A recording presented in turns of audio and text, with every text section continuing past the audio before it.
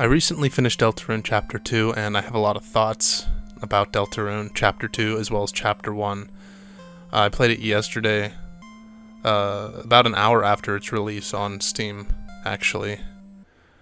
And I was really excited to play this. I was surprised that Toby Fox came out and announced that it was coming out like 2 days before it actually came out. Something you don't really see a lot of. I mean, people do that. It's not uncommon for people to announce, hey, something's coming out, and then it comes out. I was like super not thrilled about it coming out so suddenly because I've been pretty busy and there's a lot of games coming out. Anyways, that's not here nor there because I sped through this game pretty quick. Deltarune Chapter 1 and Chapter 2 are games that you can probably beat in one sitting. They're very short by nature, kind of bite-sized gaming experiences, if you will. I wanted to talk about it just for a bit. I'm a huge fan of Toby Fox ever since Homestuck, actually. Before Undertale even was a thing, I knew about Toby Fox from his contributions to Homestuck. And I mean, if anyone was gonna make something like Undertale, it was obviously gonna be him. But Deltarune Chapter 2's here. It's been 3 years since Deltarune Chapter 1, and a lot's changed since then, but there's gonna be now 7 chapters in total. I was not expecting 7 chapters. I didn't know what I was expecting, to be honest, out of Chapter 2 of Deltarune, and recently Toby Fox announced that he's planning on dropping chapters 3 through 5 at the same time, which is insane to think about. I don't think we're gonna get that for another 3 years at least. That's one thing. I don't think we are gonna get any more Deltarune content for a good while, because there was already such a gap between Chapter 1 and Chapter 2, but I mean, I could be wrong. I think that the amount of content we get in Chapter 2 of Deltarune is pretty significant. I think a lot of things happen. I think enough's changed that there's such an increase in quality across the board. A lot of this sprite work is not Toby Fox, but a lot of the humor is Toby Fox, and a lot more not afraid to be immature. It's just kind of doing its own thing. Toby Fox has definitely become very confident in the kind of stories he can tell while also balancing this kind of absurd out there humor that I don't even think Homestuck ever reaches that kind of level that Undertale and Deltarune reaches, to me personally. I mean, you're free to argue that because Homestuck goes to some pretty wacky places, but I think that with the release of Deltarune Chapter 2, there are a lot of promises being made in the story and the gameplay that are really exciting to kind of experience. And I think that if the quality can remain consistent, and maybe even improved going forward from Chapter 3 onwards, I think that Deltarune will probably outclass Undertale in every conceivable way. And I mean that with my whole chest. I mean that as I'm dead serious. I think that Deltarune is going to become Deltarune is the Metal Gear Solid to Metal Gear. The OG titles. It's honestly just such a jump in improvement that it feels like it's leaving, not necessarily leaving it behind, but it feels like Deltarune is such a confident sequel, and it's so ambitious, and the fact that the fan base has to wait so long to play this game that Toby Fox wants us to play, it does a good job of making you want to play more, if that makes sense. I wouldn't say it's addicting, but it is so, like, tightly paced and well put together. So was Undertale, obviously. I mean, that's kind of consistent across the board for all of Toby Fox's games and every game in the Undertale and now Deltarune series.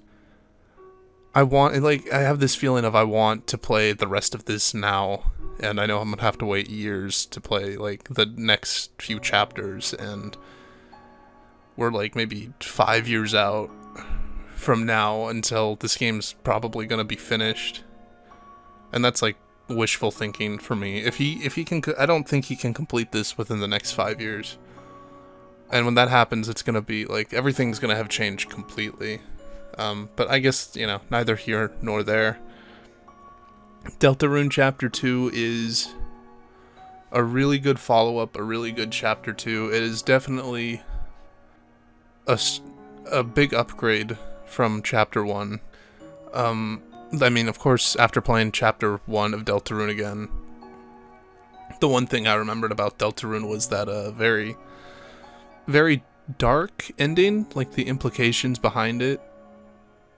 And kind of the game's whole framing of, like, your choices don't matter in this one, as opposed to in Undertale, where that was kind of the main conceit and kind of what everyone knew Undertale for, where now as Deltarune is, like, your choices don't really matter in this one. You're kind of like, you can kind of just do whatever. It's not, and I'll go into this more later. I'll have more to say about this in the end, but I think that how Chapter 2 picks up is kind of like, or it's almost like a red herring at that point.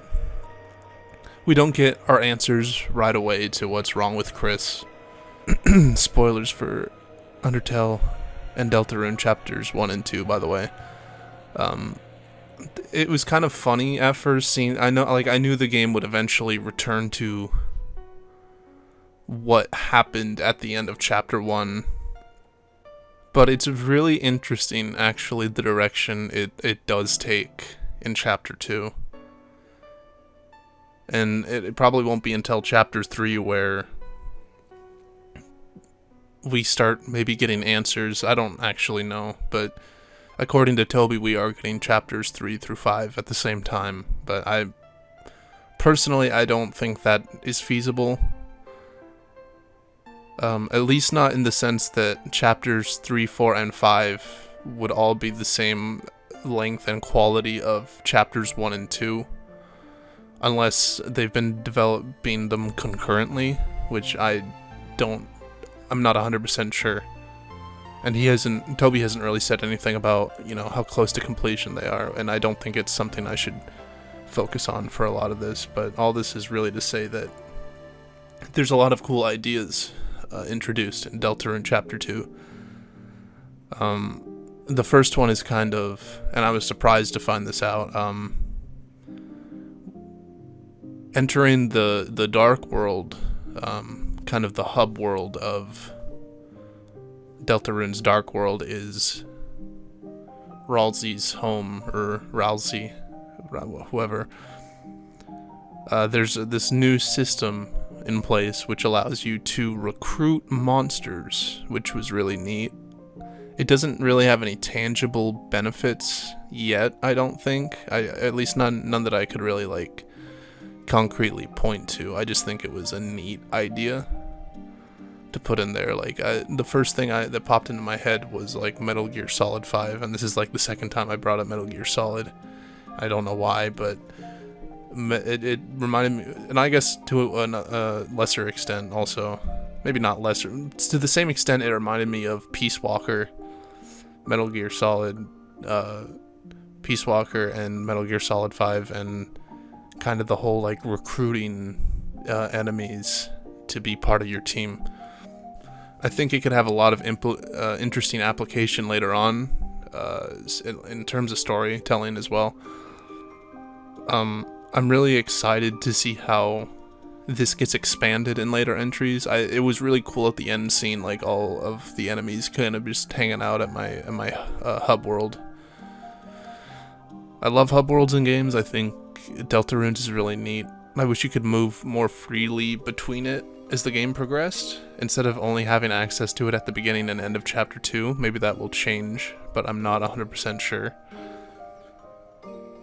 Speaking of Dark World as well, the new Cyber Dark World in this version, it caught me off guard. I went into this game absolutely blind, and I think Toby announcing it so suddenly and the release date being like in the next few days was intentional.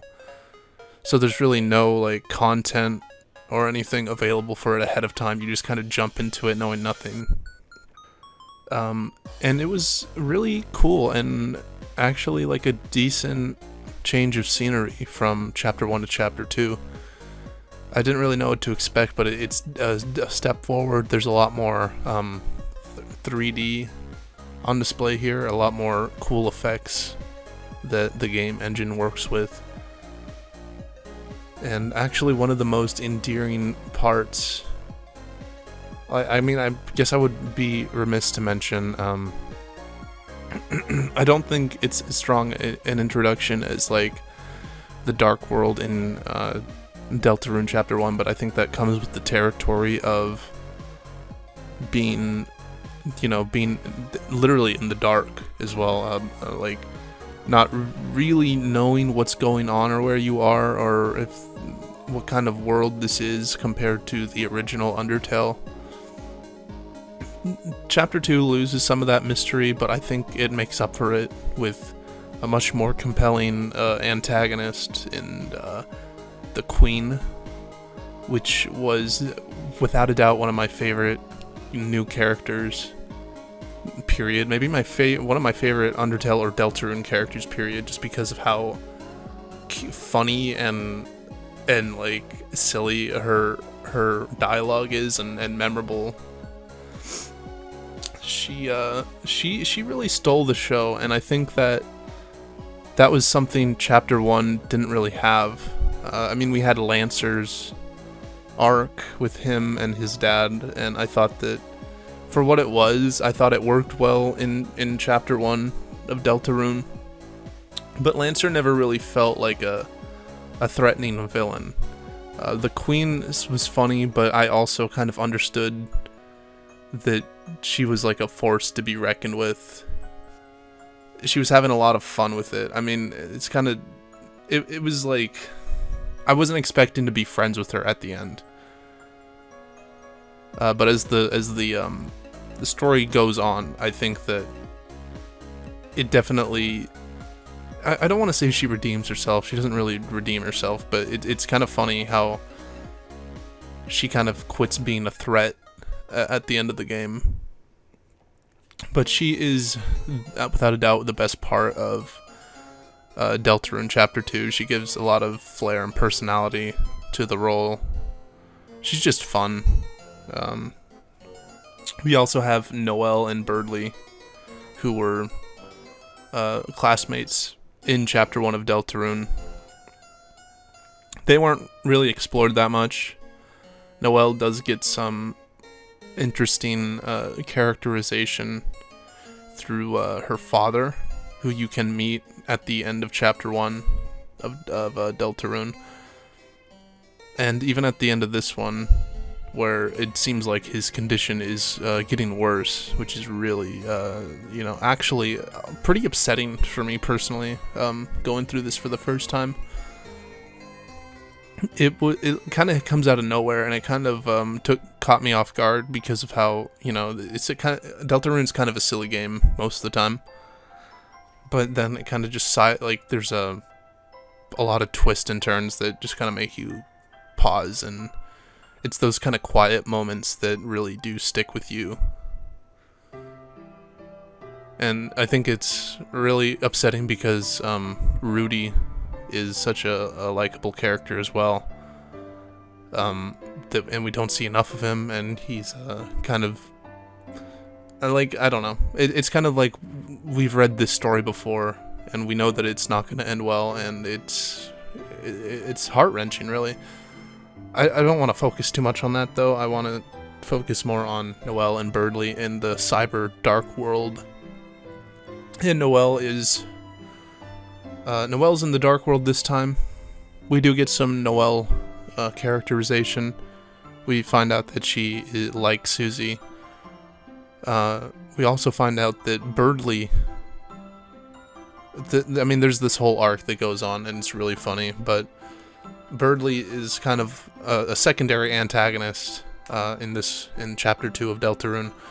And I think he is actually really funny in this one too. He's not just annoying. He is kind of annoying, but he's actually, his dialogue is really funny. He does a lot of funny hijinks. He is as entertaining as the Queen in some respects too.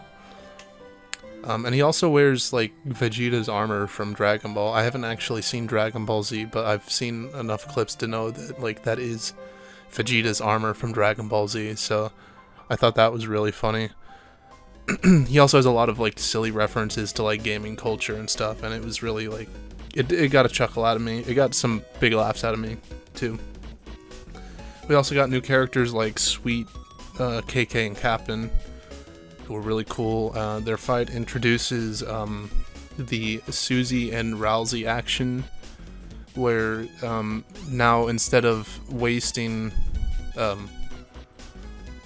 like a turn or like a whole few turns on getting Chris to instead of using Chris to control Rousey and Susie's actions, you can have them perform an action by themselves.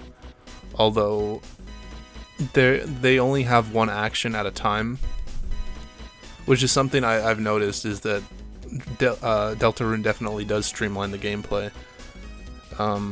Which I have to applaud Deltarune, by the way, for...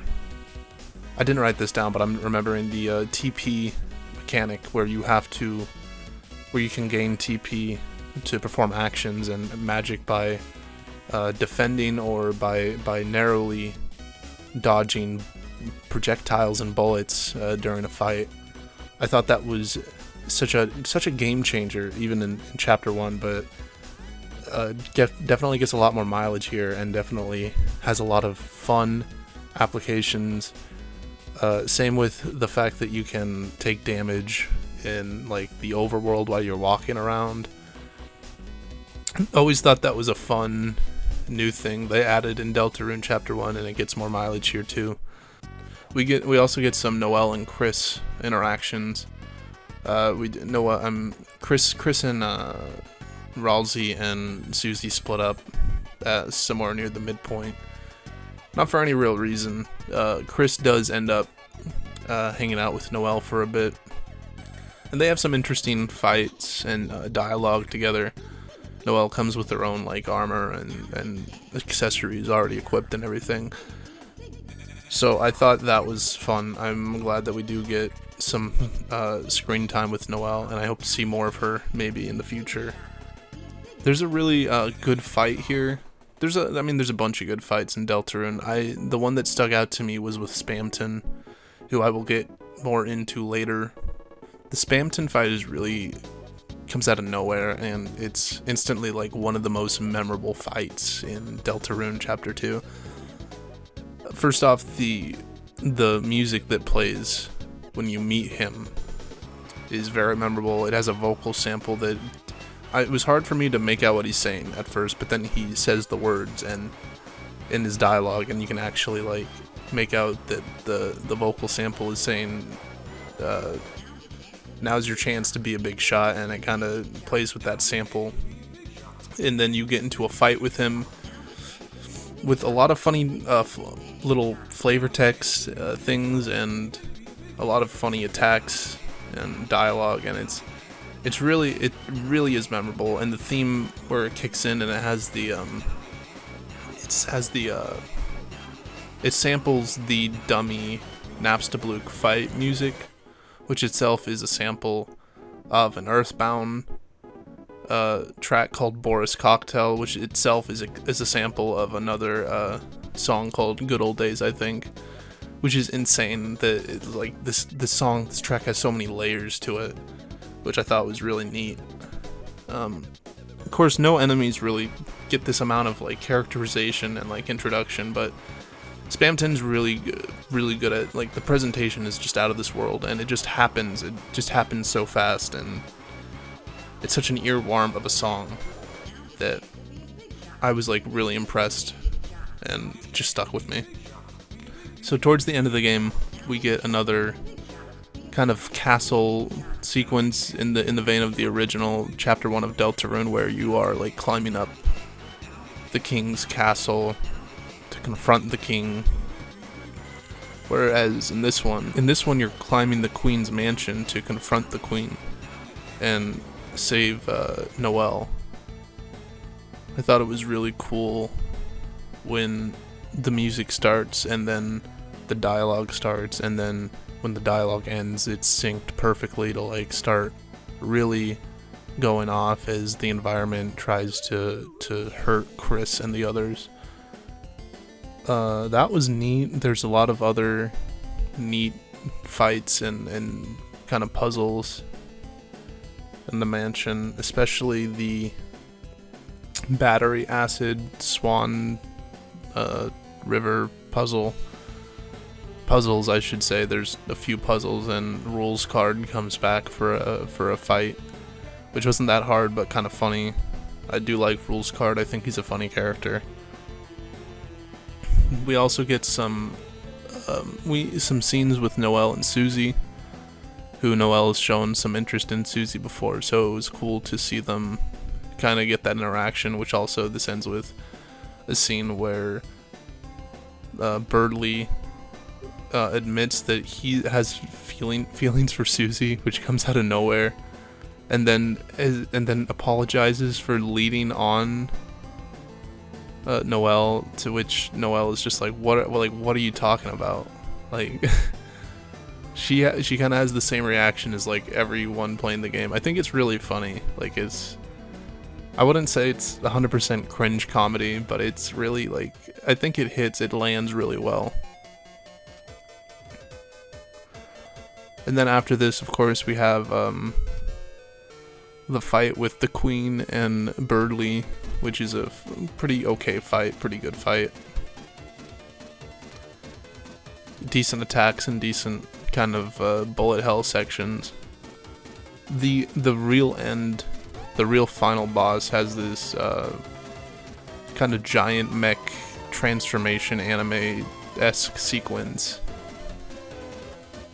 I forgot to mention there's a part earlier where there's like a punch-out minigame, and this final boss is kind of like a whole punch-out minigame too, which I didn't expect. It also, I forgot to mention that it incorporates the thrash your own ass machine from Deltarune Chapter 1, which is a joke at first, but then it actually comes back in Chapter 2, which I thought was really funny. First in the rules card fight, and now for the final boss of this chapter. And it's a lot of fun. The presentation's out of this world. The music is really good. I also think it's really interesting what they do at the end, where everyone's talking about making their own dark world, and Ralsei's like, no, like, what are you, like, you're literally gonna like condemn us all to like a fate worse than death if you do that. Like, don't do that.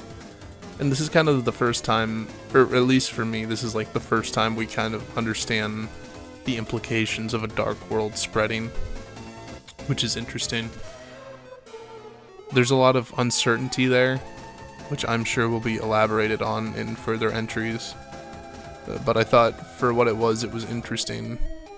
There's also some uncertainty later towards the end, where Susie is talking to Chris about like kind of making their own dark world and like bringing the darkners into the light world. So I'm interested to see where Toby Fox decides to go with that idea, because it seems like not the right choice, and that actually ties into what I wanted to talk about towards the end. So first off, I'm about to spoil the secret boss for Chapter 2 and as well as Chapter 1 of Deltarune. I'm also about to spoil all of Deltarune Chapter 1 and Chapter 2 if you haven't played it. Which, if you haven't, I don't know why you'd be watching this video. But basically, Chapter 1 of Deltarune has a hidden boss fight, or an optional boss fight. Depends how you define hidden. It's not well hidden. It's off the beaten path, but you could probably find it. I didn't find it on my first playthrough, but I unconsciously knew that I would probably play Deltarune Chapter 1 again and go for the secret boss fight. And the secret or hidden boss fight of Chapter 1 of Deltarune is Jevil, who getting to this boss fight is a little bit of a hassle. You do have to trigger some things and have advanced far enough in the game. Same with Chapter 2's hidden boss, but Jevil kind of comes out of nowhere. It definitely does feel weird that he's confined to his own little thing. But I think that the lore reason for him being there is more interesting than really the fight itself, although the fight's fun. The fight is fun. It's definitely a huge difficulty spike compared to the rest of the game. And I think probably on purpose. Definitely feel like the No Mercy route of Undertale had a lot of, like, way harder fights than anything in the pacifist route. So it really is an endurance test, and there really is a lot of moments where you're like, oh man, this is like actually like pretty difficult. Like, you do take a lot of hits. So I thought Jevil was good. I beat Jevil, for the record, I beat both hidden bosses on my first try. I think literally the only time I died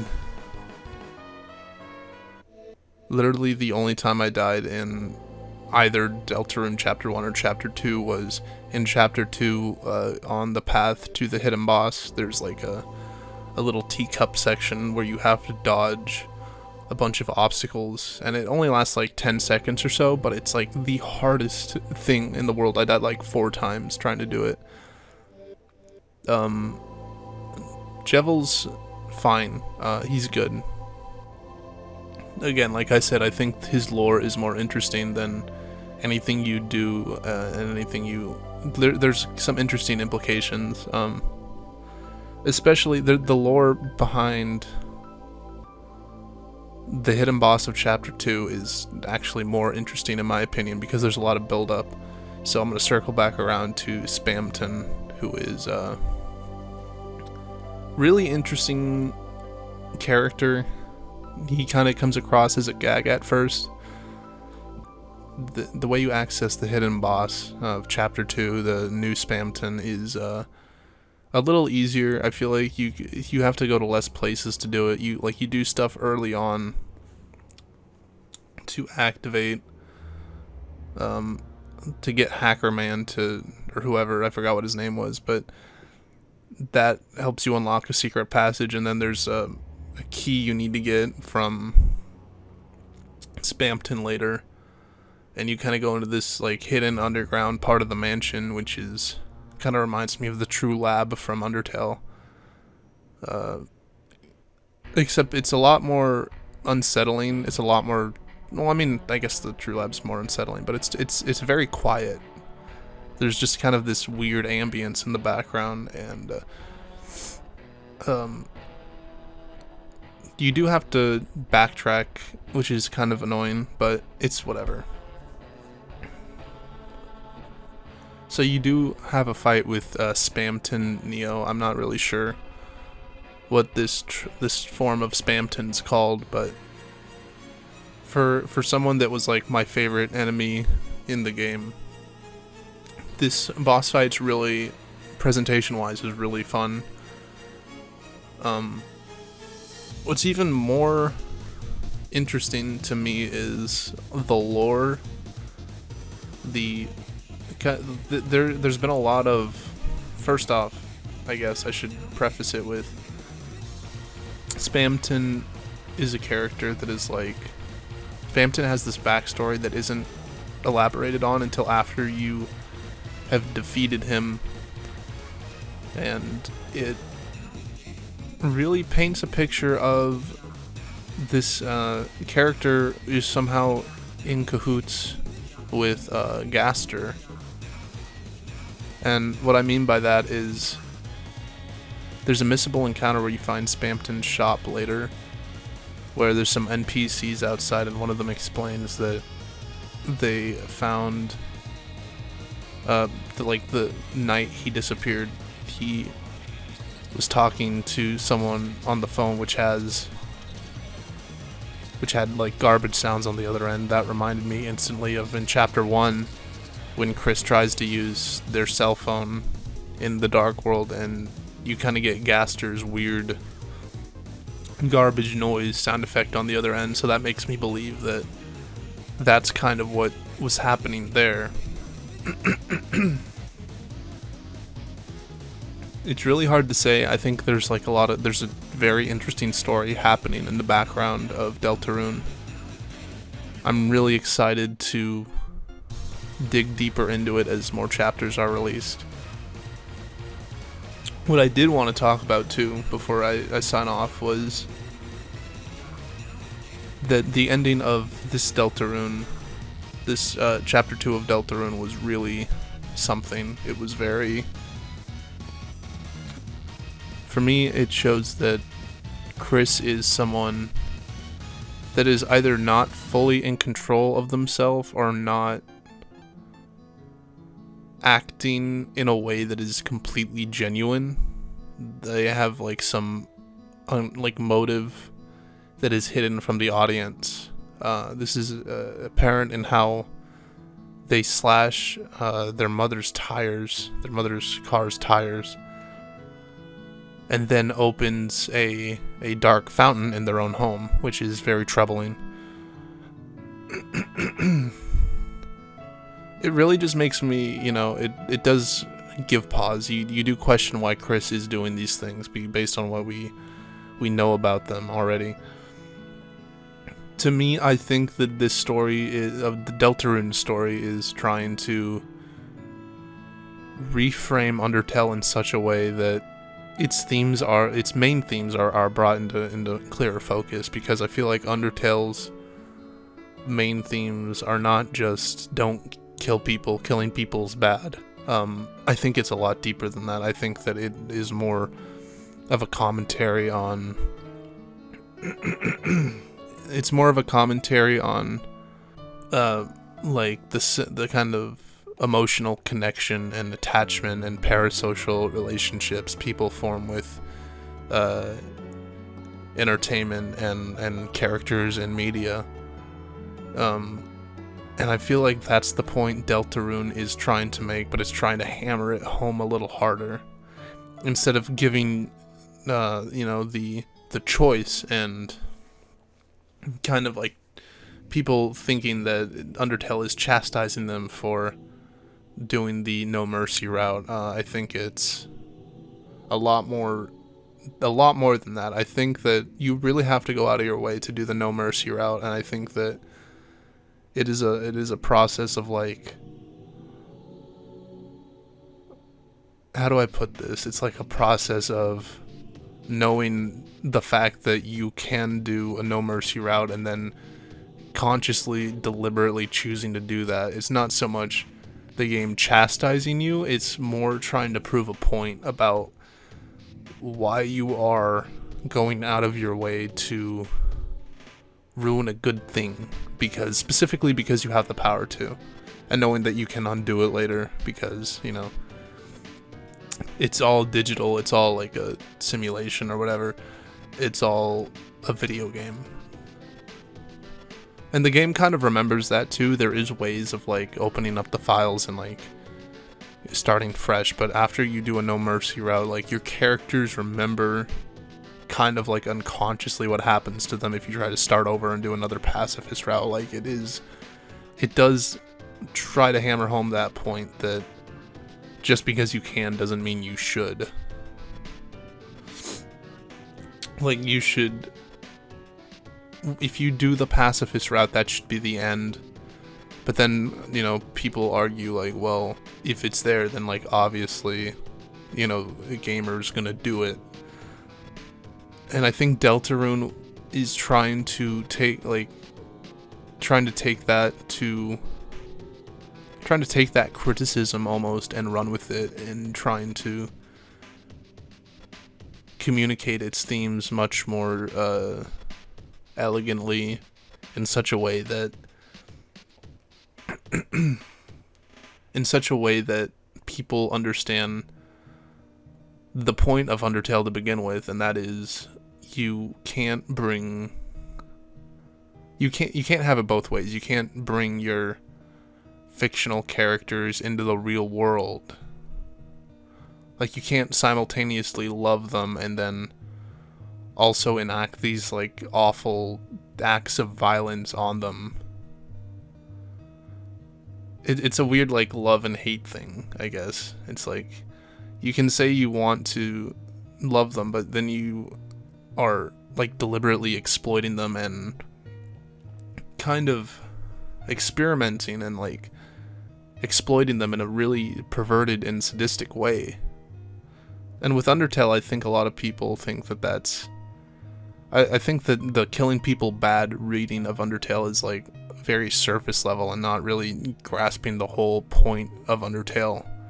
And I think Deltarune wants to kind of blow that wide open and kind of show that it's not just like a mercy or kill type deal. It's more like there kind of has to be like at least from chapter 2, this is what I'm like piecing together of it, is there has to be some kind of, you can't have it both ways, you can't just want, it's hard to explain, but I think that the themes of Deltarune are going to become more obvious later, and when we have all 7 chapters available, it will obviously, once we have an actual complete picture, I think it'll be really interesting to kind of go back and revisit these, because I think that what Toby Fox is doing is really interesting. So, anyways, if you liked what you heard or you want to talk about it more, leave a comment, because I think Deltarune, personally, is shaping up to be a really interesting follow-up to Undertale in a way that I didn't think I wanted, or like knew I wanted. And it's kind of taking all the criticisms leveled against Undertale and turning it on its head and making something really unique and forward-thinking and cool, and I'm just really excited to be playing more, and I hope that I can play more soon. So let me know what you think, and like the video, and maybe consider subscribing or watching any of my other videos that I actually put effort into. So thank you.